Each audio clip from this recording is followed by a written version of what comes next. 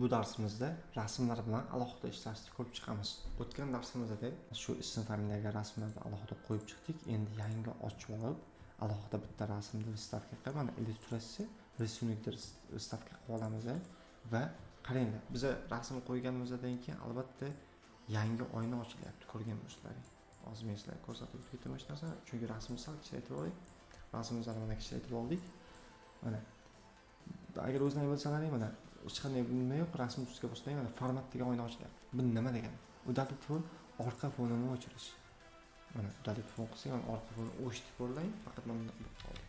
Endi korreksiya, bu yorug'lik, mana rasmlar qanday qilib beray ko'rasizlarmi? Yorug'lik va svet, rasmga rang berish, turli xil ranglarni berish va hudojnik, bu esa turli xil effektlar berish. Mana bitta namuna sifatida ko'rsatib o'tib ketaman. Mayt esa rasmlarga rang bersak bo'ladi. Xuddi bu Excel'da ham bor edi, rasmlar bilan ishlash bo'limida bu narsa bor edi. Granitsa chekka zilariga ranglar berish, effekt, teng, soya yoki boshqacha 3D ko'rinishlarga o'tkazish, mana o'shanaqa narsalarga bemalol o'tkazsalaring bo'ladi. Ya'ni rasmni ustida alohida ishlasalaring ham bo'ladi.